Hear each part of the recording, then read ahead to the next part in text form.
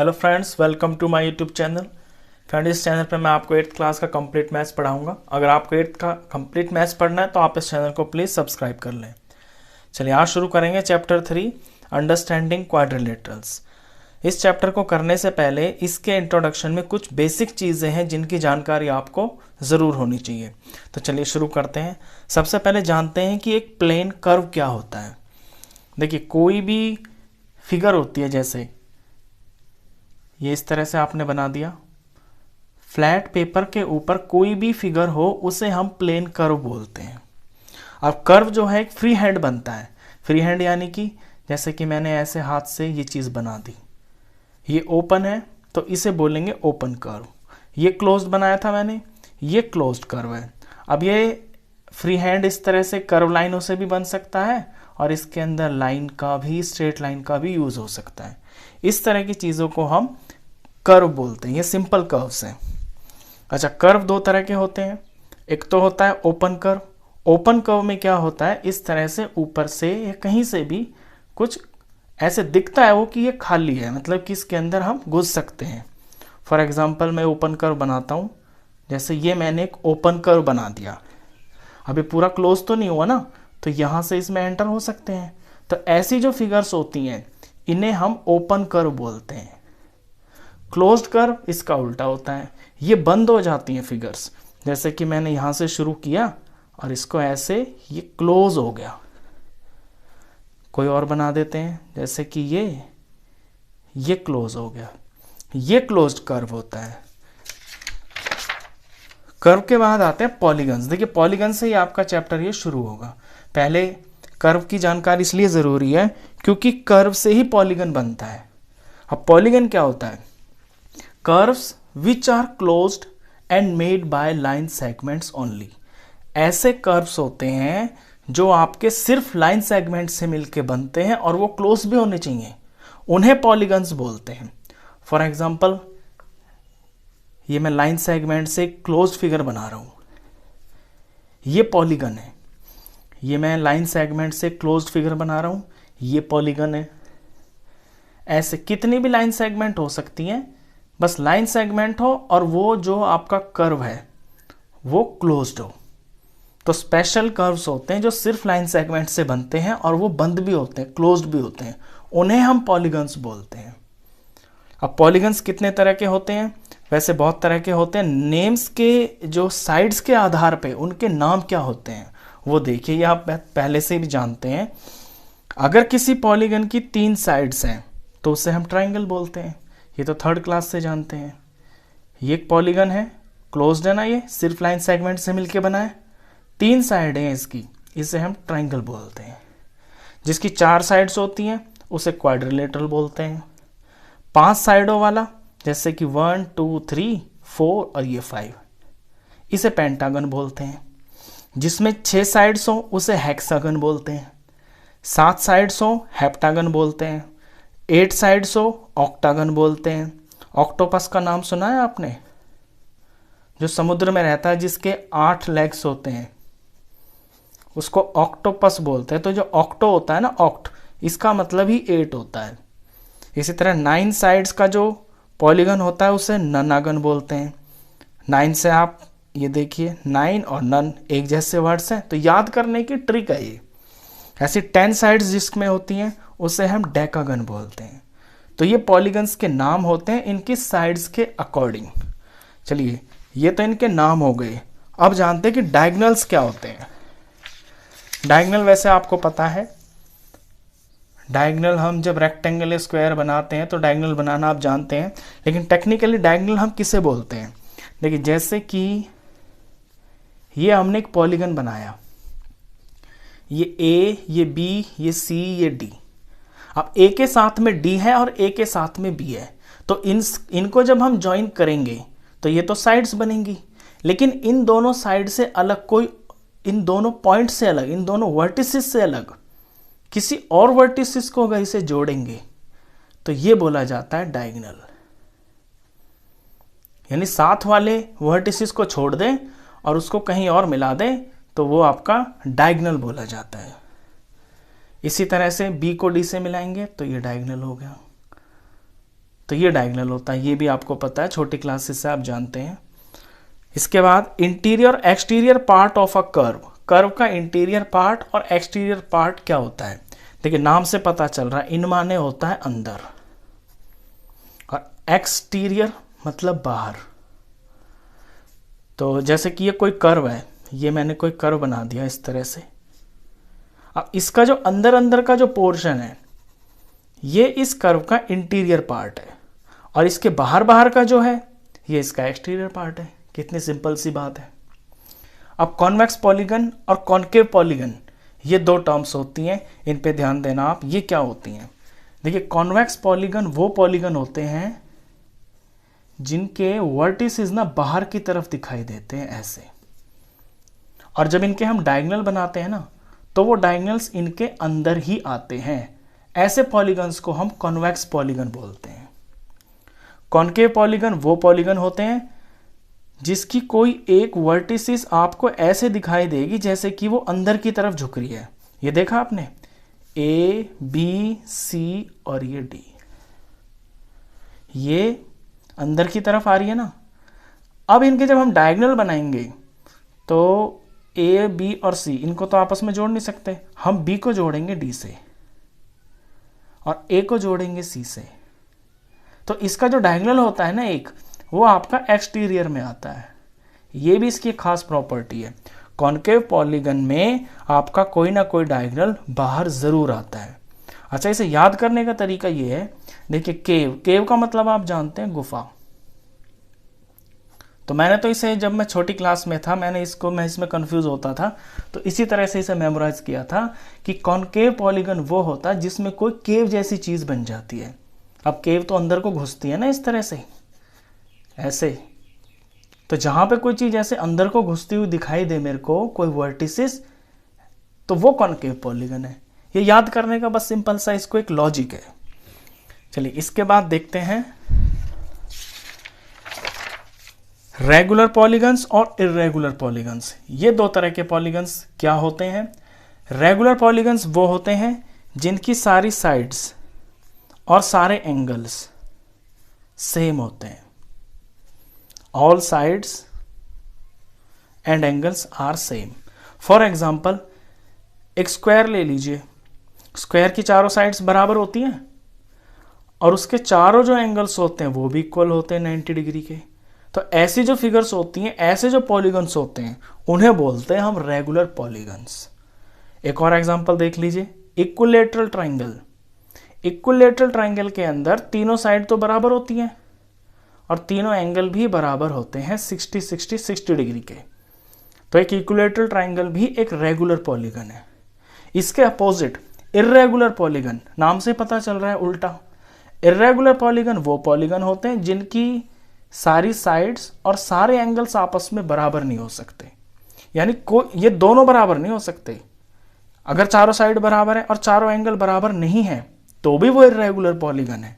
जैसे मैंने यहाँ पे एक रेक्टेंगल बना दिया, इसकी चारों साइडें बराबर नहीं है, आमने सामने की अलग है, ये अलग है, लेकिन इसके एंगल सारे बराबर है, तो भी इसे हम इर्रेगुलर पॉलीगन ही बोलेंगे। चारों साइडें भी बराबर होनी चाहिए, चारों एंगल भी बराबर होने चाहिए, तभी वो रेगुलर पॉलीगन बोला जाता है। अब इस चैप्टर में यूज होने वाली सबसे महत्वपूर्ण चीज है angle sum property of polygons. देखिए पॉलीगन्स तो क्लोज फिगर होती हैं, लाइन सेगमेंट से मिलकर बनती हैं। उनके जो एंगलों का सम होता है वो हम कैसे निकालते हैं, वो इस प्रॉपर्टी में सिखाया जाता है। आपको पता है ना कि किसी ट्रायंगल के तीनों एंगल्स का सम 180 डिग्री होता है। अब ये कहां से आया है? इसके लिए एक फॉर्मूला होता है और फॉर्मूला ये होता है sum of angles of a polygon. किसी पॉलीगन के एंगल्स का सम हमें इस फॉर्मूले से मिलता है, bracket number of sides -2 into 180 degree. ये जो फॉर्मूला है ना, ये सभी पॉलीगन्स पे अप्लाई होता है। इसे ट्रायंगल पे अप्लाई करके देखते हैं। देखिए नंबर ऑफ साइड्स ट्रायंगल में कितनी होती हैं? 3 होती हैं। 3 में से 2 माइनस किया, ब्रैकेट क्लोज किया, इंटू 180 डिग्री। 3 में से 2 गया 1 आया, 1 into 180 degree is equal to 180 degree. Triangle के तीनों एंगल का सम 180 डिग्री होता है। अब इसी फॉर्मूले को हम स्क्वायर पे अप्लाई करते हैं। स्क्वायर में 4 साइडें होती हैं, तो 4 माइनस 2 इंटू 180 डिग्री। 4 में से 2 गया 2 इंटू 180 डिग्री। 182 jar 360 degree. आपको पहले से पता है कि स्क्वायर की या किसी क्वाड्रिलेटरल की या रेक्टेंगल की जिसकी 4 साइडें होती हैं, 4 एंगल होते हैं, उसके एंगल्स का सम 360 होता है। आपको पहले से पता है ये चीज़। अब देखिए फॉर्मूले के अकॉर्डिंग भी ये 360 ही आया। तो अब अगर आपको कोई भी पॉलीगन दिया हुआ हो, मान लीजिए 5 साइड का पॉलीगन दे रखा है, पेंटागन दे रखा है 1 2 3 4 और ये 5, इसके 5 एंगल्स हैं, तो पेंटागन के पांचों एंगल का सम कितना होगा? इसी फॉर्मूले में लगा देते हैं। यहाँ 5 लिखेंगे -2 इंटू 180 डिग्री। तो 5 में से 2 गया 3 इंटू 180 डिग्री। 18 3 जार 54 और ये 0। तो पेंटागन के पांचों एंगल का सम 540 डिग्री होता है। अब कितने भी एंगल्स आपको दे रखे हो, कोई साइड दे रखी हो, जितनी साइड होती है उतने एंगल होते हैं। तो जितनी साइडें दे रखी हो आपको, फॉर एग्जांपल आपको हेक्सागन दे रखा है जिसमें 6 साइडें होती हैं, तो आप यहाँ पे 6 लगा देंगे। 6 माइनस 2 4 इंटू 180 डिग्री। जो आएगा वो हेक्सागन जो है उसके सारे एंगल्स का सम आ जाएगा। इससे रिलेटेड आपके बहुत सारे क्वेश्चंस हैं एक्सरसाइज में जो बहुत इंपॉर्टेंट है और एग्जाम में जरूर आते हैं। चल इसके बाद शुरू करते हैं आपकी एक्सरसाइज। एक्सरसाइज से आपको और समझ में आएगा। एक्सरसाइज 9.1 से शुरू करते हैं। क्वेश्चन देखिए आप पहले बुक में। Given here are some figures. यहां पे कुछ फिगर्स दे रखी हैं, ये दी हुई 1 2 3 4 5 6 7 8। क्वेश्चन है classify each of them on the basis of the following. इनके बेसिस पे आपको इनको क्लासिफाई करना है कि ये क्या क्या है। पहला पॉइंट है सिंपल कर्व। अब ये मैंने फिगर्स बना रखी है, क्वेश्चन यहाँ पे उतार रखा है पेज में, अब यहाँ पे करेंगे, यहाँ पे मैं आपको समझाऊंगा। ये जो 8 फिगर आपको दे रखी है ना, इन्हें आपको क्लासिफाई करना है। क्लासिफाई का मतलब है इनको इनकी कैटेगरी में लिखना है। फर्स्ट पार्ट है सिंपल कर्व। इन 8 फिगर्स के अंदर आपका सिंपल कर्व कौन कौन से हैं?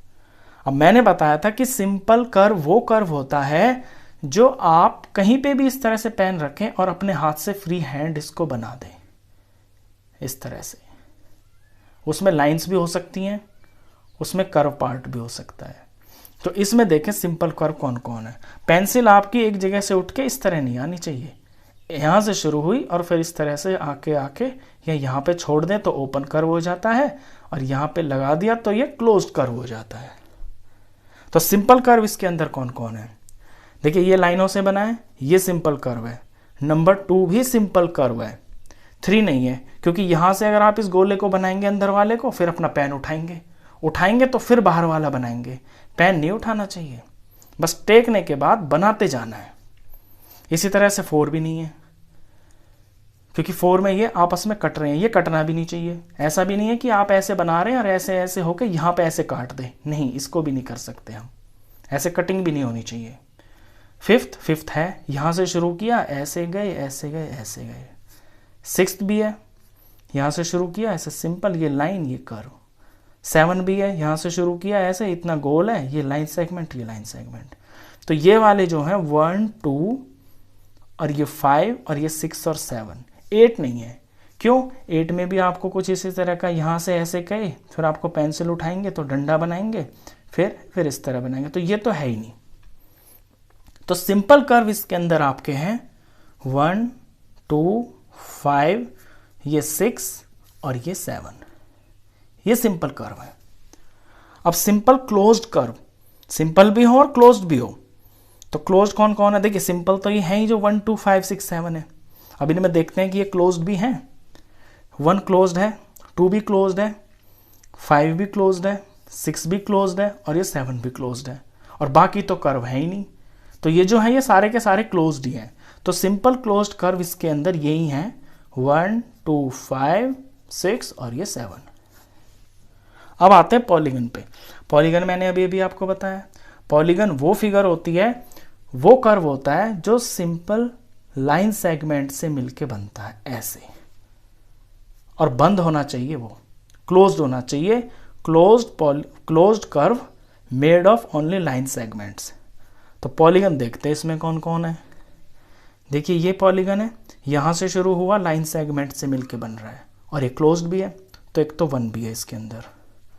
2 पे देखें, ये भी है, ऐसे गए ऐसे गए ऐसे गए ऐसे गए, क्लोज्ड भी है और सारा लाइन सेगमेंट से बना है, तो 2 भी है। 3 तो हो ही नहीं सकता क्योंकि ये तो लाइन सेगमेंट्स है ही नहीं। 4 भी नहीं हो सकता, इस तरह से आपस में लाइनें कटनी नहीं चाहिए। ये भी, ये लाइन सेगमेंट्स है ही नहीं इसमें। इसमें 2 लाइन है और 2 आपके गोल है, तो ये भी नहीं हो सकता। इसमें ये 2 लाइन है और ये गोल है, ये भी नहीं हो सकता। सारी स्ट्रेट लाइन होनी चाहिए, उन्हें बोलते हैं हम पॉलीगन। चलिए कॉन्वेक्स पॉलीगन, अभी अभी मैंने आपको बताया था ना कॉन्वेक्स पॉलीगन। कॉन्वेक्स पॉलीगन जिसके किनारे बाहर की तरफ हो, और कॉनकेव, केव का मतलब भी बताया था, यानी कि गुफा, यानी कि अंदर को घुस रहा हो आपका कोई एक। तो पहले कॉन्वेक्स देख लेते हैं। ये तो नहीं है क्योंकि ये तो अंदर को आ रहा है, ये वर्टिसेस अंदर आ रही है। 2 है, ये पॉलीगन है और ये आपका कॉन्वेक्स ही है, तो ये 2। ये नहीं है पॉलीगन, ये पॉलीगन नहीं है, ये नहीं है, ये नहीं है, ये नहीं है, ये भी नहीं है, तो सिर्फ 2 है इसके अंदर जो आपका कॉन्वेक्स पॉलीगन है। अब आते हैं कॉनकेव पॉलीगन पे।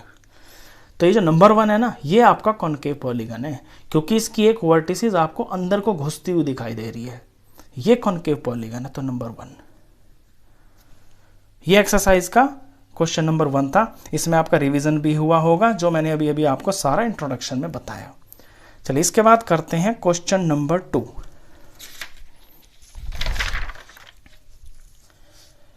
क्वेश्चन नंबर 2 में how many diagonals does each of the following have. आपको बताना है कि इनके कितने डायगोनल्स होते हैं। नंबर 1 है कॉन्वेक्स क्वाड्रिलेटरल। देखिए कॉन्वेक्स लिखा है ना, तो यानी कि इसके जो ये वर्टिसेस हैं ये बाहर की तरफ होनी चाहिए। तो मैंने कॉन्वेक्स क्वाड्रिलेटरल बना लिया। क्वाड्रिलेटरल मतलब 4 साइडों वाली फिगर, क्लोज्ड फिगर, ये बना लिया। इसके डायगोनल बनाते हैं अब। तो डायगोनल बनाने के लिए इसका एक नाम लिखें अगर ABCD, तो A को B से नहीं जोड़ सकते और B को इससे नहीं जोड़ सकते, तो A के साथ तो D और B है ना, तो हम इसको C से जोड़ेंगे। ऐसे D के साथ A और C है, तो इन्हें क्या जोड़ने का क्या फायदा, ये तो लाइन सेगमेंट्स यही बनेंगी, साइड से बनेंगी। जब हम इनसे हटके इसको किसी वर्टिसेस से जोड़ेंगे वो बनता है डायगोनल। तो कॉन्वेक्स क्वाड्रिलेटरल के कितने डायगोनल्स हुए, 2 डायगोनल्स। इसके 2 डायगोनल्स हो गए आपके। अब आते हैं रेगुलर हेक्सागन पे। देखिए रेगुलर मैंने अभी अभी बताया आपको पीछे, जिसके सारे के सारे एंगल्स बराबर हो, सारी साइड्स बराबर हो, उसे रेगुलर पॉलीगन बोलते हैं। अगर अब उसकी 6 साइड है तो उसे रेगुलर हेक्सागन बोलेंगे। तो रेगुलर हेक्सागन ये तो मैंने बना के काट दिया है क्योंकि ये रेगुलर नहीं था, ये वाले एंगल्स आपस में बराबर नहीं दिख रहे थे, ये बड़े दिख रहे थे, ये छोटे, तो मैंने इसे काट दिया है। तो कुछ कुछ फिगर इस तरह से बनेगी जैसे ये है, इसके एंगल्स थोड़े मुझे बराबर दिखाई दे रहे हैं और साइड्स मान लीजिए कि सारी बराबर है। तो ऐसा बनता है रेगुलर हेक्सागन। अब पूछा है कि इसके डायगोनल्स कितने होते हैं। अब देखिए इसके डायगोनल्स हम जोड़ते हैं, पॉइंट का नाम रख ले ABCDE और ये F। तो A से हम B और E को तो नहीं जोड़ सकते, A से हम C को जोड़ सकते हैं और A से हम E को जोड़ सकते हैं और A से हम D को भी जोड़ सकते हैं। तो 3 तो ये हो गए। अब कोई और पॉइंट ले लेते हैं, B ले लेते हैं। तो B से ना C जोड़ सकते हैं ना A, तो B से हम F जोड़ सकते हैं, B से हम D जोड़ सकते हैं और B से हम E जोड़ सकते हैं। 3 ये हो गए। अब कोई और पॉइंट ले लेते हैं, मान लीजिए अब C ले लेते हैं। तो C से हम A को जोड़ सकते हैं, ऑलरेडी जोड़ा हुआ है, और D नहीं जोड़ सकते, E को जोड़ सकते हैं। तो ये CE हो गया, CF हो गया, 2 ये हो गए। और देखते हैं इसके अंदर E से इसको जोड़ दिया, इसको जोड़ दिया, इसको जोड़ दिया। F और D मुझे दिखाई दे रहा है क्योंकि F और D के बीच में E आ रहा है ना, इसको हटा दें तो इसको जोड़ दें, ऐसे एक ही हो गया बस। अब इसमें आपको कोई भी डायगोनल आपस में जुड़ते हुए नहीं दिख रहे हैं, इसकी आप फ्री हैंड प्रैक्टिस जरूर करना। तो ये टोटल 9 हो जाते हैं, 9 डायगोनल्स। अब कोई भी कॉम्बिनेशन ऐसा नहीं दिखेगा आपको कि जो आपको मिल जाए। देखिए बी से ये जोड़ दिया, सी से ये, तो इसके टोटल 9 डायगोनल्स हुए हैं। तो किसी रेगुलर हेक्सागन के, रेगुलर ना भी हो, सिर्फ हेक्सागन भी हो, तो भी उसके 6 वर्टिसेस होते हैं, डायगोनल उसके फिर भी आपके 9 ही बनेंगे। अब आते हैं ट्राइंगल पे कि ट्राइंगल के कितने डायगोनल्स होते हैं। देखिए डायगोनल की प्रॉपर्टी ही ये होती है कि आपको उसके साथ वाले वर्टिसेस नहीं जोड़ने। अब ए को लें तो ए के साथ में तो बी और सी हैं, नहीं जोड़ सकते। बी को लेंगे तो इससे सी और ए को नहीं जोड़ सकते। सी को लेंगे तो इससे ए को और बी को नहीं जोड़ सकते।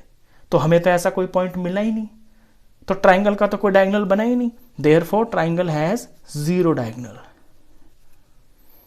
ट्राइंगल का तो कोई डायगोनल होता ही नहीं है। तो इस वीडियो में बस इतना ही। नेक्स्ट क्वेश्चंस के लिए मिलते हैं फिर नेक्स्ट वीडियो में, तब तक के लिए गुड बाय।